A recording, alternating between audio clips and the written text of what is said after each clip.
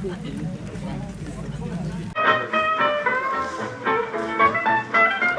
have to sit quite close to it. As long as it's not. That's it. Yeah. 1, 2.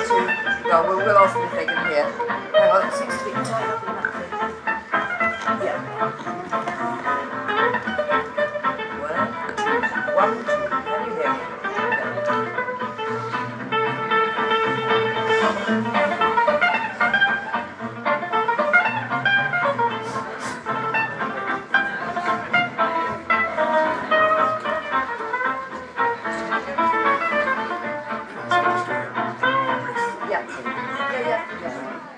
Can you hear me? Absolutely.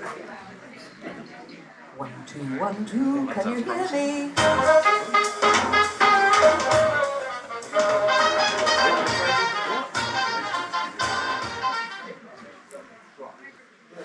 Good afternoon. Can you hear me?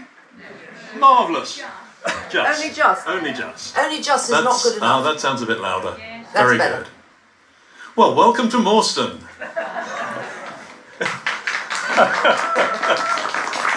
Isn't it a lovely day? Thank you so much for coming to the latest fundraising event for Friends of Morston Church. Housekeeping, first of all. In the event of fire... Stand in the rain.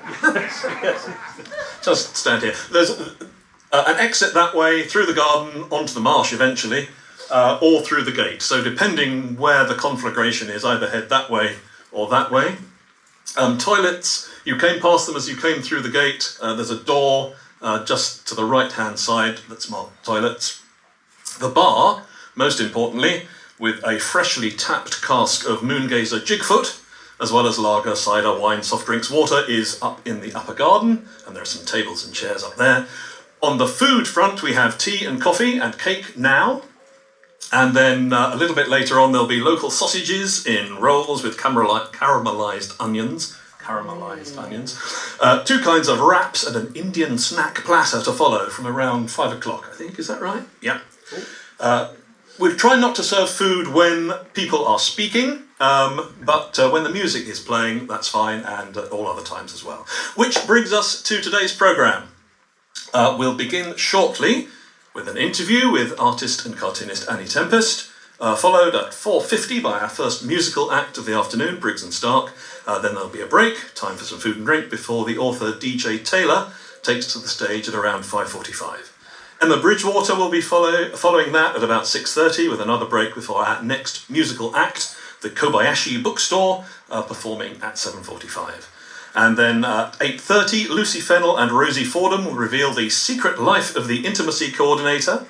I know. Before Ben Brown takes to the stage at about 9:10. 9:10, yeah, that's right. Which brings us to Annie Tempest. Good afternoon, Annie. Good afternoon, everybody. Thank you for coming out in this hideous weather, trusting it's going to be lovely. Annie is best known, probably, for her long-running country life cartoon strip, Tottering by Gently, but is an accomplished artist working as a sculptor and a figurative and impressionist painter, as well as a cartoonist, and has recently described herself as an artist with 3 minds. Yeah, definitely. 3 minds. We'll come on to that. Annie has very kindly agreed to have a conversation this afternoon at Morston Music and Words. So to find out what's going on in those 3 minds, let's talk to Annie Tempest. Annie. Hello. Hello and welcome. So, a career as an artist. Accident or design? Inevitable or happenstance? Oh, that's a big question. And it's a complicated one to answer truthfully. But I can give it a shot at telling you quickly. My older sister was always the artist from very young, and so I became a sort of gymnast and a sports person. So you know how in families, you get that's the arty one, that's the sporty one, and that's the daft one, and whatever. And you just tend to stick with those stereotypes. So it wasn't until my older sister Bridget left to live in Peru for 7 years that I started drawing. And as soon as she disappeared, I thought, I think I'd like to have a go at that. And I started trying to draw properly. I was working as a medical secretary, and I went along to Kensington Chelsea Library and got books on how to draw hands and faces and stuff. And I started doing lessons. I suppose it's the equivalent of internet learning now. I was learning from books. And everything I did turned out not good enough because Bridget was so good. So I would put a funny caption underneath it to make it sort of appear something. You know, it was so pretend I'm trying to make it funny and bad. And that's really how I slipped into cartooning. It was through not being pleased with my first efforts as an artist and trying to teach myself. So how did the cartooning become a living as opposed to a diversion? Well, I was working for the National Health, and my salary was, I think, $2,700 a year, and my rent was a large proportion of that. And when people started offering me money to draw them little birthday cards and funny things with captions under them, I thought, I think I could earn more money doing a few of these than I do in endless days on the National Health. I loved my jobs, and I ended up working at Casualty in St Thomas's, and I loved it. It was so exciting, but it was a difficult time. It was when they were just bringing managers in, and patients became secondary to numbers, and it became a very different beast. And I nearly brought St Thomas's Hospital out on strike by having waited for 3 weeks to have an X-ray box bulb changed. I rang up the electric department and said I was going to bring a screwdriver and do it myself. And next thing I knew that St Thomas's Hospital was about to come out on strike. So I thought, well, I'd better leave the National Health. And then I literally taught myself to draw in the evenings after work. After that it was simply luck management. You know, people say they wanted something, I would not, even if I was scared of doing it, I would just do it. And that's how it started. But luck doesn't get you 7 years drawing cartoons for the Daily Mail, or 32 years drawing for the Country Life, does it? No. Well, it does. Luck management is something I feel very strongly about. A lot of people get opportunities and they go, oh, I'm not good enough, I don't think I ought to, I haven't been to art school. And I have a lot of those sort of limiting beliefs going on in my head, particularly as my sister was very highly trained.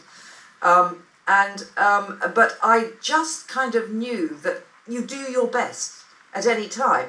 And my best always seemed to be good enough. And so that's what happened. And I was extremely reliable. Now, people think you've got to be a brilliant artist. One of the most important things in life as an artist is to be reliable. Right. And if you say you're going to do it, and particularly if you're working for the press, you do it on time. And that was a great plus, because a lot of artists are very not reliable. So that ability to deliver yeah. What they want when they want it. When they want it, and at very little notice. Right. I would just throw myself into whatever I was asked to do. Yeah. So a weekly cartoon strip for 30-something years. Have you ever missed an episode? I haven't missed a single episode through all the different challenges I've faced in my life. I've never missed a week, and it's not monthly as some people think. It's actually weekly. I've done 33 years every week. And where does the inspiration? Well, yeah, absolutely. Yeah, I think I'll give myself a round of applause then. Every Monday, I sit at my desk thinking, how the hell am I going to think of another one? And I honestly don't know. I've very early on, I realised you can't worry all week about it. And I stopped worrying except on a Monday morning when I go in and face that blank piece of paper. But even after 33 years, I never know whether I will squeeze another little bit out of that sort of, metaphorical toothpaste tube that is always empty. But something comes.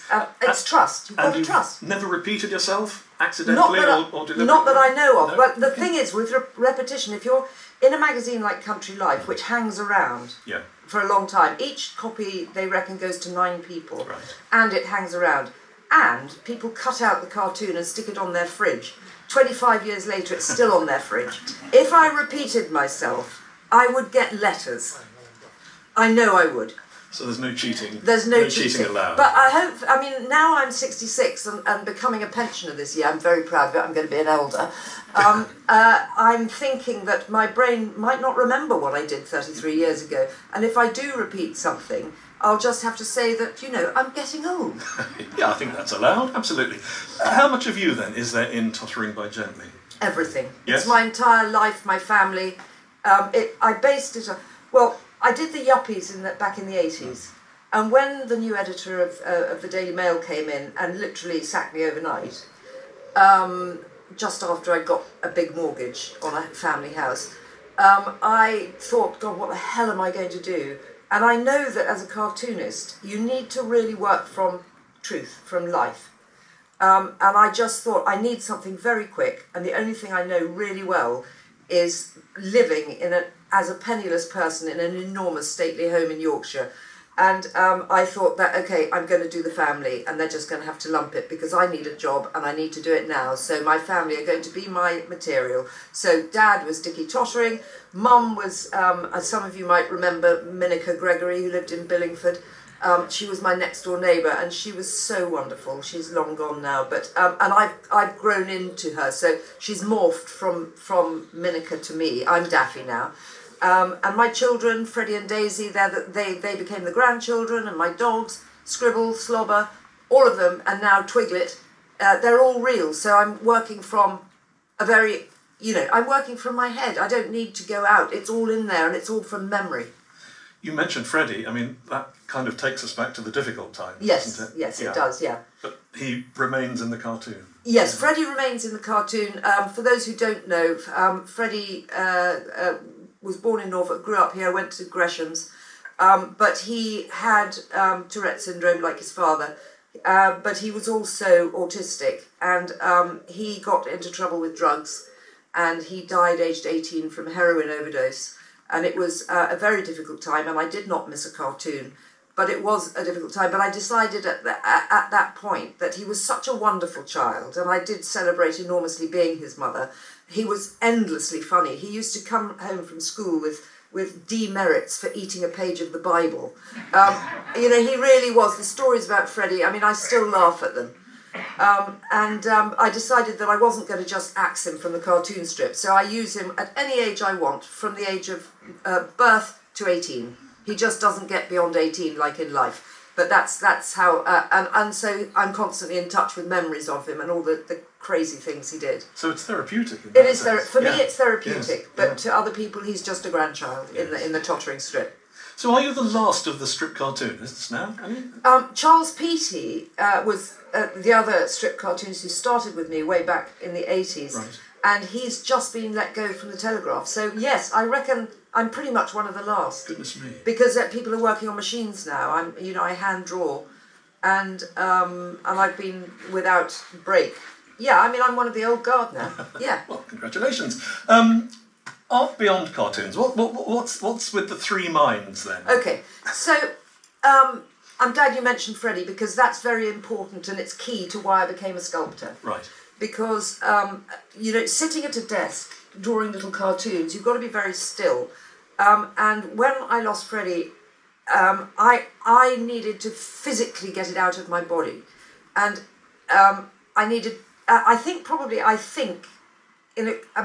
I feel creatively, and in order to grieve, I needed to make something with my hands I needed to be physical. And I'm not somebody who particularly enjoys going to a gym or anything like that. So I thought, well, I'll sculpt. And so I started sculpting, and I threw myself into sculpting with an energy that could only really come from a great loss. Right. I spent I spent a long time using that as a way of therapy, and a lot of them were grief-inspired. But then as I moved through the grief, then they became incredibly full of elation and joy. But during that period, I spent a lot of time studying anatomy and sculpture. And, so in a way it was a gift, because I don't think I'd have had that application had something that terrible not happened to me. Yeah. And when I no longer needed to sculpt as therapy, I took up painting, because why not? And so now I can do all of them, hopefully. I took up potting 2 weeks ago, on a wheel. So I just like to play, basically. So that's a fourth mind, is it? Yeah, it's a fourth. Yes, It's a fourth mind. And there might be more. Do things, with these new enthusiasms and branching off in different directions, do things fall by the wayside, or are you just doing more of everything? It's called, my daughter's told me what it is. It's called skill stacking. Right. I love to skill stack, because then, as an artist, if you skill stack, so for example, I can because I can draw and I can sculpt and now I can pot, I can bring all of those things together and do something that the next artist who's only one of those things can't do. And bearing in mind we're trying to outrun AI at the moment, I particularly wanted to learn what abstract art was about. So 3 years ago, because I was of the school that a child of 6 could do it, I decided to really do a deep dive into abstract art. And I'm now it's a completely new head, a new brain, new mind. Right. I understand a lot of the technicalities and what makes a good abstract art and what doesn't. I had no idea, and it took a very deep dive in order for me to understand it. I'm a bit slow because I'm dyslexic, but I get it. When I get it, I get it. And there's so much skill in a good abstract, but there is a lot of crap out there too. Right. But now I love abstract, and I'm doing abstract, and it's almost like maths. It's really, really interesting. It's really engaging my brain in understanding all the different things that go into it. And you can tell the crap from the good stuff when you can once you do it with a trained eye. Yeah, and I'm amazed that I changed my viewpoint. But I love being somebody who can change my viewpoint because having fixed ideas about something, in my opinion, makes you rather a boring person. I'd rather tackle it and learn why can't I see this. Is that the curse of many artists, though, that they hit upon something and remain fixed for the rest of their careers? Or? Well, the problem with that, I mean, if you look at people like Grayson Perry, who does, and who's the girl who did the bed? Tracy Emin. Yes. I mean, I thought Tracy was rubbish to begin with. I now think she's extremely talented, but it's taken me a long time to get there. And it would take me a long time to explain to you why. But these are artists who've really made it, and they do not stick to one thing. The only reason artists stick to one thing is because galleries make money out of something that's a proven seller. Right. Now, everybody who's ever represented me, they don't want me to do anything except cartoons until my sculpture starts selling, and then David Messam wants me. And he doesn't want me to do cartoons, he wants me to do sculpture. And, and then maybe somebody will want my pots and they'll want me to stop doing cartoons and things. But it's because they're commodity brokers. So it's purely commercial. They're commodity brokers. Not about art, it's really. not about allowing the artist the freedom to be who they are, which is basically a creative soul. So, at the risk of branching into, is it nominative determinism? Annie Tempest, whirlwind of energy. I mean, this is true, is it? You're constantly... It is true, and it's interesting. Yeah, I never thought about that, sort of Tempest and workaholics. But all my siblings are workaholics. Right. All of them. We're all wildly creative and don't stop. So I think it's a genetic thing. My great-grandmother was a cartoonist and a woodcarver. Right. In the mid-1800s. And I didn't know that till a long time after I'd been a cartoonist. 10 years I'd been a cartoonist before I discovered that she had also been a cartoonist. And not only had she been a cartoonist, I found a cartoon of hers, 1850, of a spaniel in the bed. I mean, she was doing the same subject. I mean, it's quite extraordinary. So genetic wizardry. It's all in there. Yeah. All in there. And my daughter, and of course all my nephews and nieces, they're all artists or singers. Right. Yeah. Yeah.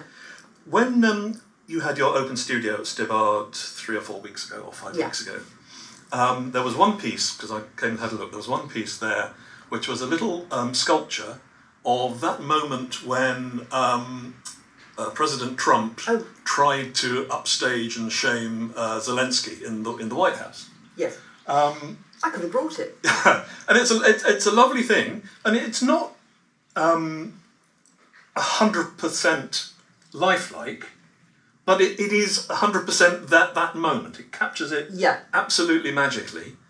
And I thought, it's a lovely thing, but it's a very odd thing to make a sculpture of. It is. Well, it's because it's sort of, I suppose that's why I'm a cartoonist, because when I look at moments of conflict or moments of great happiness or anything like that, I am fixated by the body language of the unspoken things.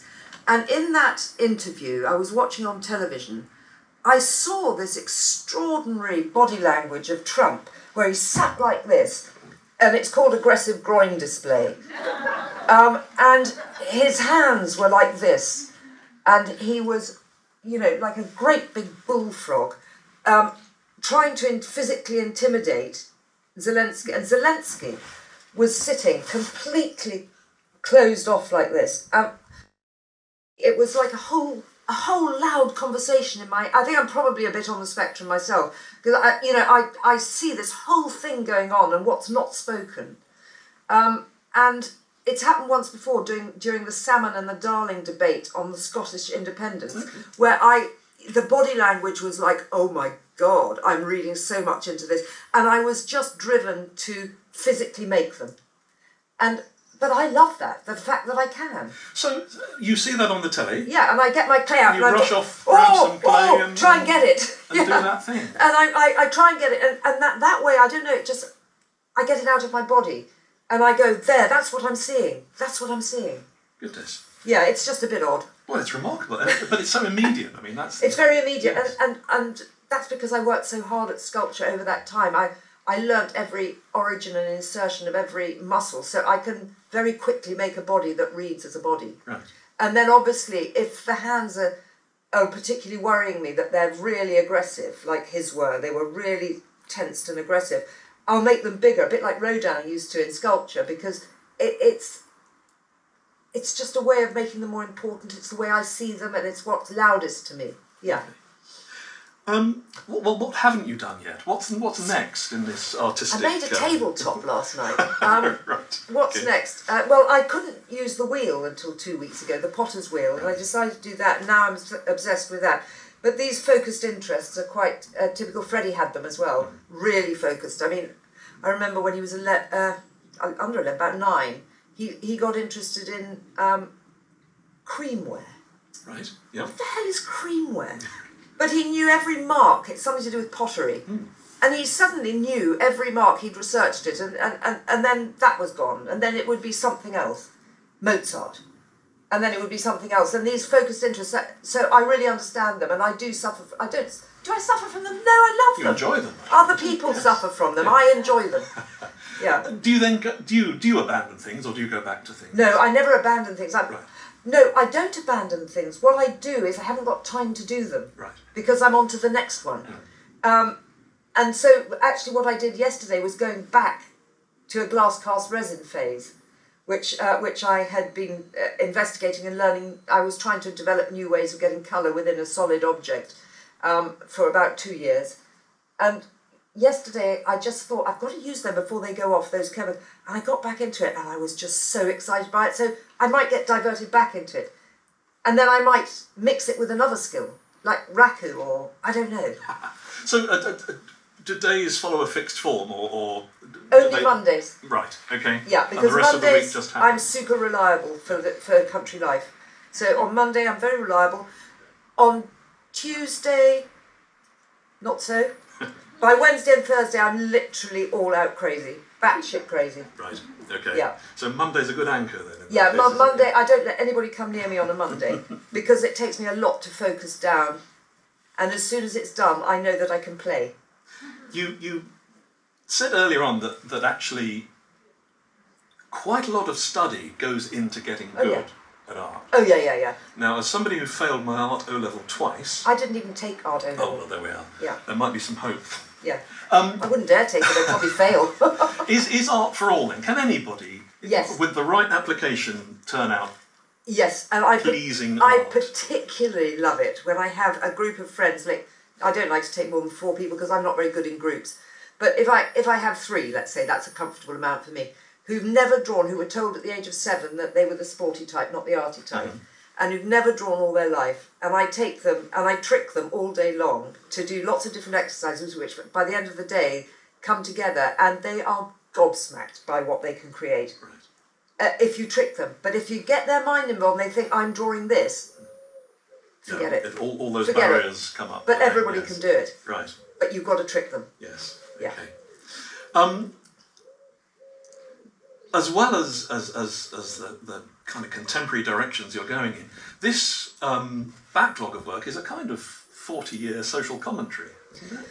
Yeah, no, I didn't really take this on board until I was represented by somebody who was an antiquarian print and map dealer. And in the old days, the print and map dealers would take on one contemporary artist who was in the same sort of field as their body of prints and maps. And so I was taken on by the O'Shea Gallery, and he explained to me that every turn of the millennium, there's been a cartoonist who has documented the minutiae of how we lived, so that what I was doing was in fact accruing a very important historical document. Well, of course, I don't want to know that because I'm just doing it for fun, and But in fact, when I look at my archive, right back from when mobile phones were this size in a shopping trolley, in the 80s, and I've got cartoons from way back then. All these things have come in, and the older generation or whatever have, the yuppies, and then the older generation have played against the younger generations, and I've brought all these into the strip. So it's a really detailed historical document, in fact, and it is all archived. And so, yes, it is an important document, so in fact. It could end up in a university or... Yeah, I'm looking for somewhere to place the archive. Right, yeah. But it's a big thing to take on because you've got to then keep it on. But it's 20 years pre the millennium and 20 years after. Yes. So it does span this huge time of change in our society where we've all become computerised. Country Life is thriving, so it seems. It looks like a very healthy publication anyway. So as far as we know, Tottering by Gently will totter on for the foreseeable. Tottering by Gently will totter on. The latest book coming out, which I haven't got because it's not quite out yet, is The Twilight Years, and it's me celebrating getting my pension before it runs away from me. Well, good. Well, congratulations on that, at least. Annie, thank you very much. I know that there are some books on the merchandise table. Yes, I brought a few books, just a handful of books. But also one of the things that I've brought as well, if anybody's interested, is sculpture is such an expensive form of art, particularly bronze. And when I started sculpting, I really wanted to make it affordable. So I teamed with a soap maker, and I've got 4 different sculptures made as soaps. And I brought a few of those because they're kind of affordable, and they did start their lives as bronzes, and they're in the form of soap. So that's why I brought those. Oh, are we allowed to use them or not? Well, they are beautiful. She's a wonderful aromatherapist. Right. And if you want to... They make a nice present. I don't drink alcohol, so I always give them when I go to dinner parties or to house parties or things, rather than take a bottle of wine. It's just a nice, different kind of present. It's marvellous. Annie, thank you so much for coming today and talking to us. It's been greatly appreciated. I'm sure everyone has been fascinated to hear about the life of a real artist doing real art for so long. So, Annie Tempest, thank you very much indeed. Thank you. It stopped raining. It stopped That's raining. the good news. Wonderful.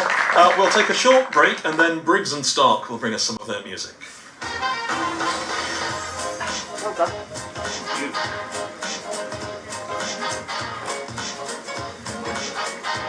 I better get my doggy. Well, thank you. You're a very good interviewer, so that's all right. Hope I didn't talk too much. No, it's not.